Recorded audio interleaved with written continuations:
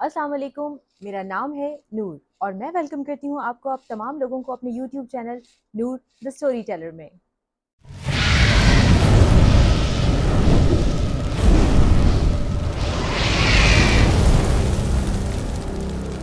जी जनाब, वेलकम करते हैं आपको एपिसोड 3 में और कंटिन्यू करते हैं स्टोरी को वहीं से जहाँ पर हमने इसको पिछले एपिसोड में एंड किया था। जी जेनेट ने मार्क के आगे एक और टेस्ट रखा था जो था टेस्ट नंबर 2। और वो टेस्ट क्या था, उसमें जेनेट ने उससे क्या डिमांड की थी। जेनेट ने मार्क से कहा कि अब उसको टेस्ट क्लियर करना होगा जो सेकंड है, और वो ये है कि उसको अपने फ्रेंड जॉन को, यानी कि जिसका नाम जेम्स बेल उसने बताया था ओरिजिनल नेम, उसको उसको कत्ल करना होगा, यानी कि उसको मार देना होगा जान से। और ये सुनने के बाद मार्क थोड़ा सा नहीं बल्कि ठीक ठाक किस्म का परेशान हो जाता है। तो वो उसे कहता है कि अभी तो तुमने मुझे कुछ दिन पहले बताया था कि वो दुनिया के लिए बहुत इंपॉर्टेंट है, और अब तुम चाहती हो कि मैं उसको मार दूं, तो मैं उसको कैसे मार सकता हूँ। फिर जेनेट उसको कहती है एक्चुअली अटलांटिक ओशन के बिल्कुल नीचे एक बहुत बड़ी तिजोरी है, और वो सिर्फ इसके फेस से जो जॉन का फेस है उससे वो खुल सकती है। तो ये बात बहुत इम्पोर्टेंट है, और ये बात अगर किसी गलत आदमी को पता चल जाती है तो वो जॉन को उठा के ले जाएगा और उसको मार देगा। और उसको मारने के बाद वो जब अटलांटिक ओशन के बिल्कुल एंड में जाएगा, उस तिजोरी के सामने उसका फेस ले जाएगा और उसको ले जाकर वो उसको ओपन कर देगा, और उस तिजोरी के अंदर 762 बिलियन पाउंड्स मौजूद हैं। तो ये बहुत बड़ा नुकसान हो जाएगा। तो लेकिन उससे पहले हम ही इसको मार देते हैं, और उसके बाद वहाँ ले जाएंगे, और इसको जब उसकी डेड बॉडी को उस तिजोरी के सामने लेके जाएंगे, इसका फेस वो डिटेक्ट करेगी और उसके बाद वो तिजोरी खुल जाएगी, तो वो सब पैसा हमारा होगा। और साथ में वो मार्क को ये भी बताती है कि जॉन ने वैसे भी मर ही जाना है, उसके दिमाग में ट्यूमर है, उसने बचना तो वैसे ही नहीं है। तो तुम प्लीज अब कुछ टाइम मत ज़ाया करो, और कल प्लान करो इसको, और उसको ले जाओ और उसको जाके तुम उसका मर्डर कर दो। अब जॉन मार्क जो है वो थोड़ा सा हिचकिचाता है, डेफिनेटली जॉन उसका फ्रेंड है, लेकिन जब जेनेट उसके माइंड को इस तरह से कैप्चर कर चुकी होती है कि उसको जेनेट की ही हर बात बिल्कुल सच लगती है और ठीक लगती है। और फिर वो ही करता है, वो जॉन को लेकर उसके घर की बैक साइड पर जाता है, और वहाँ जाने के बाद जो मैंने आपको बिल्कुल स्टोरी के स्टार्ट में बताया था कि उसको वहाँ ले जाता है, और उसके बाद वहाँ जाके उसके पेट में बहुत सारे छुरे से जो है बहुत सारे वार करता है, और 20 मिनट तक उसके मरने का इंतज़ार करता है। जब उसको ये यकीन हो जाता है कि अब जॉन इस दुनिया में नहीं रहा है और मर चुका है, तो वो पुलिस को कॉल करता है। वो इतने कॉन्फिडेंस से पुलिस को कॉल क्यों करता है, क्योंकि जेनेट उसको यकीन दिलाती है कि अगर अव्वल तो वहाँ पे पुलिस आएगी नहीं, और अगर पुलिस आ भी जाती है और तुम्हें अरेस्ट भी कर लेती है तो डोंट यू वरी, हम तुम्हें रेस्क्यू कर लेंगे, तुम हमारे बंदे हो, तुम टेंशन नहीं लो। तो मार्क बहुत कॉन्फिडेंट होता है जब पुलिस उसको ले जाती है और जॉन अपना बयान दे देता है, और उसके बारे में जो इन्वेस्टिगेशन शुरू हो जाती है मार्क के बारे में, तो वो तब भी बड़ा कॉन्फिडेंट होता है कि मुझे जैनेट अभी कहीं से आ जाएगी और उसके बंदे आ जाएंगे स्पेशल सर्विसेज के, और वो मुझे जो है वो यहाँ से रेस्क्यू करके ले जाएंगे, ये मेरा कुछ भी नहीं बिगाड़ सकते। जब वो यही बातें पुलिस स्टेशन में पुलिस ऑफिसर्स को बताता है, तो वो उसकी बात सुन के पहले तो उसका मुंह देखते रहते हैं, फिर उसको दो चार थप्पड़ वप्पड़ भी लगाते हैं। और उसके बाद ये केस जब उधर अदालत में पहुंचता है और जज के सामने जब ये सारी बातें वो बताता है, और जैसे मैंने आपको बताया कि जज फौरन कहता है कि इस मुल्क के सारे जो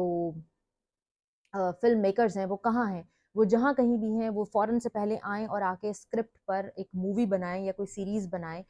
तो अब मज़ीद इन्वेस्टिगेशन आगे की जाती है, और उसके बाद पता चलता है कि इस पूरे जो एक ये प्लान था और एक जो पूरा एक ड्रामा था, उसका जो मास्टरमाइंड था, वो था 14 साला जॉन, जिसका ओरिजिनल नेम जेम्स बेल ही था। जी,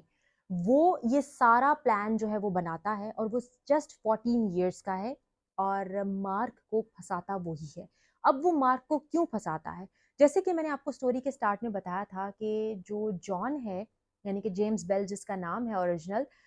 उसकी जो फैमिली है वो एक ब्रोकन फैमिली से है, और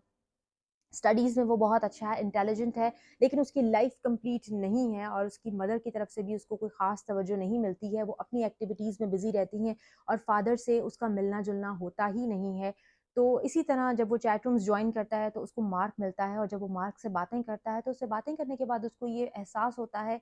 कि मार्क चाहे उससे 2 साल बड़ा है, लेकिन मेंटली वो बहुत ही ज़्यादा इमैच्योर है और उसे जो बात भी की जाती है, वो उस पे यकीन कर लेता है। जबकि जॉन जो है, वो बहुत ही अ, तेज़ है। अब यहीं से आप अंदाज़ा लगा लें कि वो 16 इयर्स का है, 2 साल जो मार्क है वो 16 इयर्स का है और 2 साल बड़ा है वो जॉन से, लेकिन वो कैसे जॉन की उँगलियों पे चलता चला जाता है और जॉन बिल्कुल उसको एक कठपुतली की तरह अपने इशारों पे नचाता चला जाता है। बहरहाल ये सारी स्टोरी होती है और जॉन जो है फिर वो बताता है कि उसको वो इतना ज़्यादा क्लोज़ हो गया था बातें करते हुए मार्क से कि लेकिन वो मार्क को बता नहीं सकता था अपनी फीलिंग्स जो उसके लिए थी। तो वो फिर एक रेचल नाम का एक कैरेक्टर जो है वो क्रिएट करता है। लेकिन जब वो ये फ़ील करता है कि मार्क रेचल के साथ बहुत ज़्यादा अटैच हो रहा है और वो जॉन को पीछे छोड़ रहा है और वो हर वक़्त बस रेचल, रेचल, रेचल करता रहता है, तो अब वो केविन को इंट्रोड्यूस करवाता है जो कि रियल लाइफ में एग्जिस्ट नहीं करता जस्ट लाइक रेचल और फिर वो केविन से रेचल का जो है वो मर्डर करवा देता है और रेचल को इस तरह से वो मार्क की लाइफ से आउट कर देता है और केविन तो ऑलरेडी आउट हो ही जाता है। फिर कुछ अरसे के बाद अभी उनकी फ्रेंडशिप तो बहुत हो जाती है लेकिन फिर भी कुछ कमी रह जाती है और जो मार्क है वो उस तरह से फ्रेंड नहीं बन पा रहा जॉन का जैसे फ्रेंड बनाना जॉन चाहता है। फिर वो जेनेट को इंट्रोड्यूस करवाता है। जेनेट भी रियल लाइफ में कहीं एग्जिस्ट नहीं करती है, वो भी एक फिक्शनल कैरेक्टर है, वो भी एक इसका जॉन का ही क्रिएटेड कैरेक्टर है और उसके बाद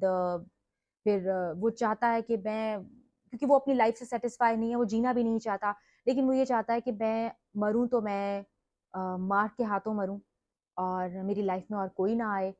तो वो ये सारा जो मर्डर है वो ये प्लान करता है। ये उसकी अपनी ख़्वाहिश पे प्लान होता है कि इस तरह से मार्क जो है अपने हाथों से उसको मारेगा और वो उसको एक कोड भी बताता है। वो जेनेट जब बना हुआ होता है तो जेनेट उसको एक कोड बताती है कि अगर कोई भी दुनिया का इंसान तुम्हारे सामने वो कोड बोलेगा और तुम उस वक़्त जॉन को मार रहे होगे तो तुम वहीं रुक जाओगे, तुम उसको नहीं मारोगे। उसी वक़्त जब मार्क जॉन के पेट में छुरे मार रहा होता है और उसको कत्ल करने की कोशिश कर रहा होता है, तो अगर उस वक़्त जॉन चाहता तो वो कोड बोलता तो मार्क वहीं उसी वक़्त रुक जाता, लेकिन जॉन ऐसा नहीं चाहता, वो मार्क के हाथों मरना चाहता है।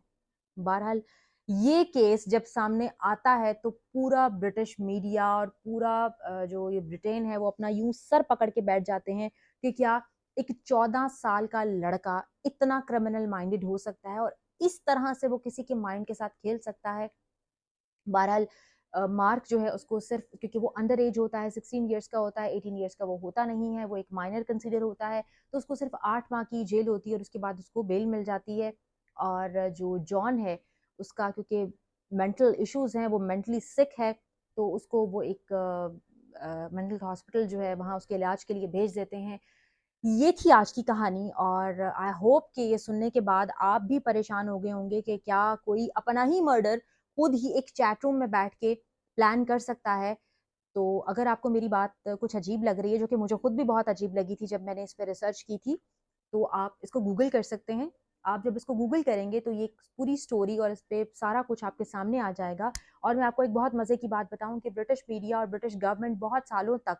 इसको छुपाती रही है और अब ये चीज़ कुछ अर्सा पहले ही मंज़र आम पर आई है। आप इसको गूगल करना मत भूलिएगा और इसको ज़रूर देखिएगा, इस पे ज़रूर रिसर्च कीजिएगा और मुझे कमेंट सेक्शन में ज़रूर बताइएगा कि आपको ये कैसी लगी। अगले एपिसोड्स में एक अच्छी स्टोरी के साथ तब फिर हाज़िर होंगे आपकी खिदमत में। तब तक के लिए इजाज़त दीजिएगा और रखिएगा अपना बहुत ज़्यादा ख़्याल। अल्लाह हाफ़िज़।